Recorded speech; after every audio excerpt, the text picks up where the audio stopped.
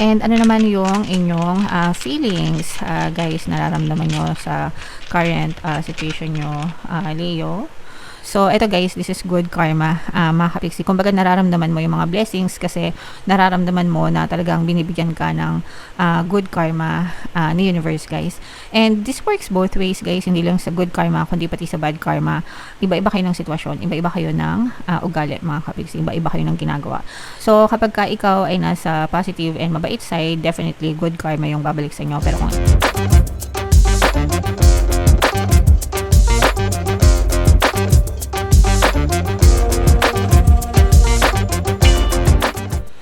hello guys, hello Leo, welcome back to Pinoy Pixie Tarot. Ang pamagat ng episode natin for tonight is sa loob ng 60 days, 6 na pong araw mga kapixie, timeless reading para sa Leo, Sun, Moon, Rising Sign, and Venus. Ito yung spread na gagamitin natin para sa reading nyo, and ito naman yung ating tarot dice mga kapixie, nakalagay siya dito sa bag na to, okay? So, kung ano na lang yung makaresonate sa inyo guys, take that message kasi hindi lahat ng mensahe ay mag-resonate sa inyo. So, yung unang message natin guys, tingnan natin yung strong energies for Leo. Wow, this is abundance of money mga kapiksi. Wealth, riches, financial stability, financial security mga kapiksi. For some of you guys, pwedeng nararanasan nyo na sa buhay nyo itong abundance na to. Wala kayong masyadong problema sa pera mga kapiksi, and very secure din and very stable yung pinagkukuhanan nyo ng source of income.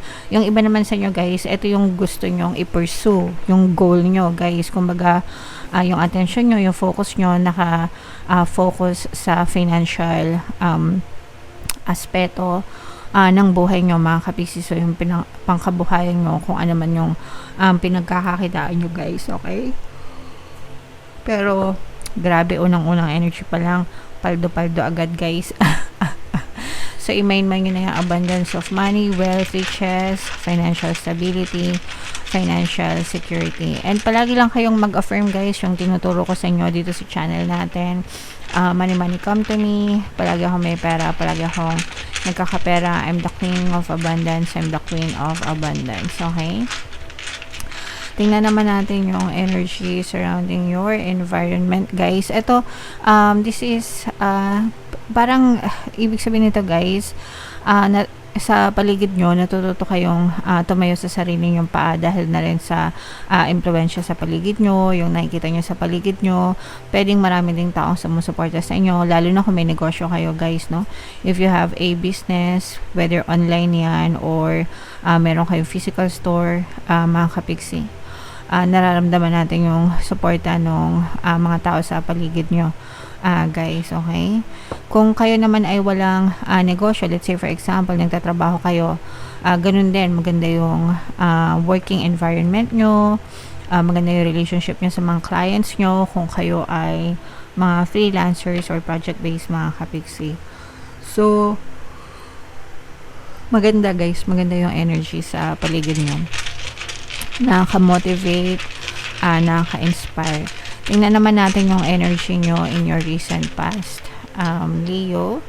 So, sa recent past nyo, talaga masipag na kayo guys, no? Hataw-hataw kayo sa recent past. And, yun din yung reason kung bakit nagtatamasa kayo ng kasaganaan right now. Kasi, hindi kayo naging tamad, no? Sa recent past nyo, sa past nyo pa lang, masipag na kayo. And sa present nyo, mas lalo pa kayong nagsisipag mga kapiksing. So, deserve nyo talaga tong mga abundance na to sa buhay nyo, guys. So, yung next energy natin, guys, tingnan naman natin yung energy surrounding your support system.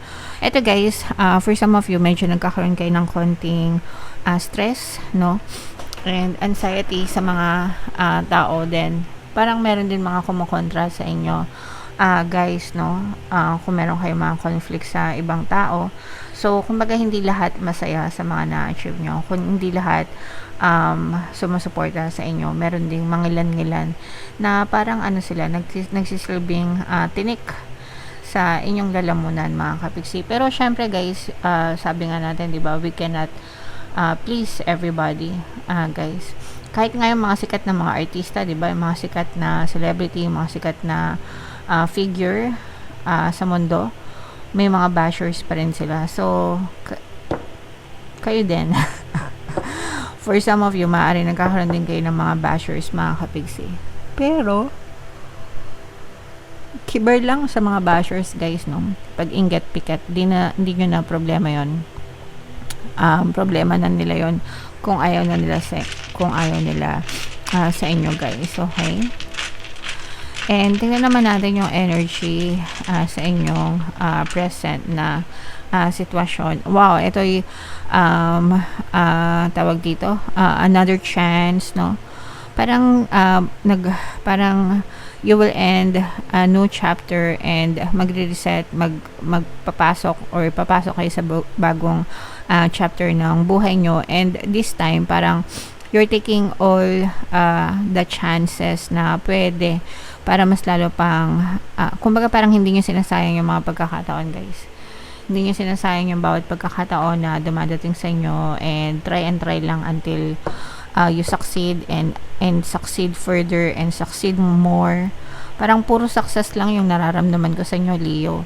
Mag-succeed kayo ngayon, sa susunod success ulit, sa susunod success, more success, guys. Yun lang yung nararamdaman kong energy para sa inyo. Unstoppable kayo, guys. Ibig sabihin walang makakapigil sa inyo, mga kapiksi.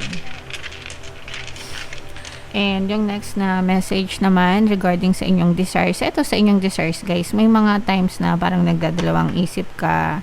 May mga decision making na gagawin kayo pagdating sa inyong desire. Ibig sabihin talagang pinag-iisipan nyo, tinitimbang nyo yung mga pros and cons, inaalam nyo sa sarili nyo if that's something that you really want, or baka gusto nyo lang kasi na-influensyan lang kayo ng ibang tao. Iba kasi yung gusto nyo talaga sa gusto ng ibang tao para sa inyo. So, parang ganun, guys. Ang importante is ma-identify mo kung yun talaga yung gusto mo for yourself, okay? Alright. So, yung next na energy, Leo, tingnan natin yung mga pagbabagong gusto mo o yung mga pagbabago na maaaring maganap sa inyo, Leo. But these are about changes, guys. So, ibig sabihin nito, mga kapiksi, mas matututo kang ma-appreciate yung sarili mo, no? Especially along this way, guys, kasi parang mas nagle-level up yung skills mo, yung kaalaman mo, yung karunungan mo, and mas na-appreciate mo yung ikaw, no? Nakikita mo yung totoong value mo, mga kapiksi, na parang, kaya ko pala maging independent, kaya ko palang marating to, kaya ko palang magawa to. So, na-appreciate mo yung sarili mo, guys, okay? Alright. And ano naman yung inyong feelings, guys, nararamdaman nyo sa current situation nyo, Leo? So, eto, guys, this is good karma, mga kapiksi. Kumbaga, nararamdaman mo yung mga blessings kasi nararamdaman mo na talagang binibigyan ka ng good karma ni universe, guys. And this works both ways, guys. Hindi lang sa good karma, kundi pati sa bad karma. Iba-iba kayo ng sitwasyon. Iba-iba kayo ng ugali, mga kapiksi. Iba-iba kayo ng ginagawa. So, kapag ka ikaw ay nasa positive and mabait side, definitely good karma yung babalik sa inyo. Pero kung ikaw ay, sabihin ko na, salbahe, huwag ka umasa ng good karma dahil bad karma talaga yung babalik sa inyo. Okay? Alright. So, yeah. And how events will evolve, no? Paano ang mga events na mangyayari sa buhay nyo, Leo? So, this is, wow. So, ito, guys, mas magiging wise kayo, no? Mas magkakaroon kayo ng wisdom, mas magiging wise kayo, mas mag-iisip kayo, mas magpaplano kayo para sa buhay nyo, mga kapiksi. Na, kasabay din ito ng maturity nyo, guys, no? Yung maturity nyo, growth, and development, mga kapiksi. So, tingnan naman natin yung energy na nakaka-impluwensya sa inyo, no? Ano ba yung mga nakaka-impluwensya sa inyo para sa inyong sitwasyon? So, ito, guys, natututo kayo mas maging compassionate, mas maging understanding, mas maging maunawain. Kasi nga, sabi ko nga, nagmamature kayo. So, mas nakikita nyo yung big picture and hindi na kayo masyadong bugnutin, hindi na kayo masyadong mainitin ng ulo, hindi na masyadong padalos-dalos lahat. Parang nagiging mas kalmado na kayo mga kapiksi, okay? Dahil din yan sa impluensya ng mga tao sa paligid nyo or based on experience na rin, guys. Tingnan naman natin yung energy surrounding your guidance, mga kapiksi. So, energy surrounding your, wow, so mahal kayo guys ng inyong mga gabay, no? And with that being said, talagang hindi kayo papabayaan ng inyong mga gabay. And parang sinasabi din dito guys na kung anong nasa puso mo, sundin mo, and your guides will help you achieve kung ano yung mga desires mo. Basta hindi kayo nanlalamang ng kapwa guys, and hindi kayo nanghahamak, wala kayong inaapakan na ibang tao. Kagaya ng mga corrupt na politicians at mga ibang kawani ng gobyerno, no? So, sila, nako, bahala sila sa buhay nila.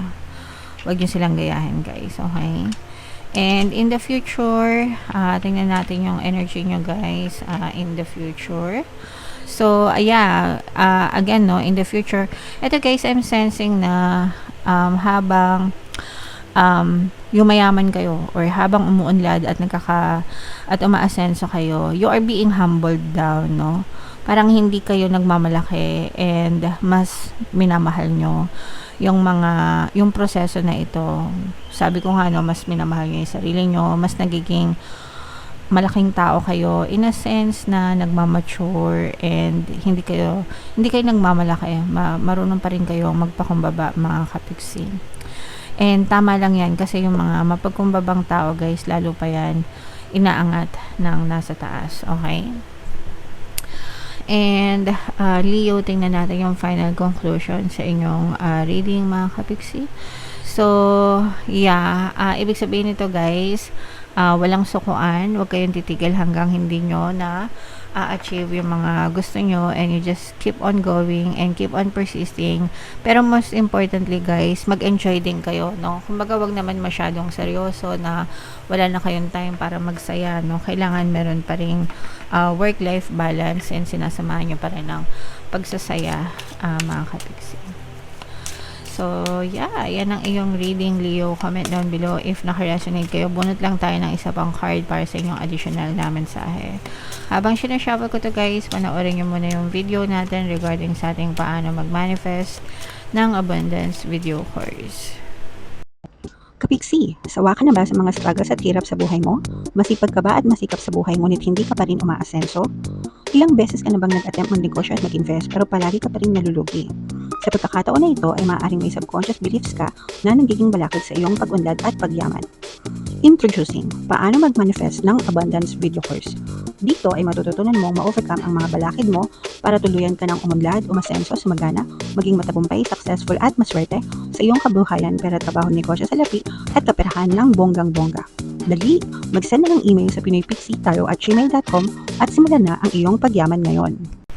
Alright, sa lahat ng gusto mag-avail ng course, meron tayong paano mag-manifest ng abundance video course, paano mawala ang third party at magkaroon ng harmonious na relationship, paano pabalikin si ex, revise, breakup.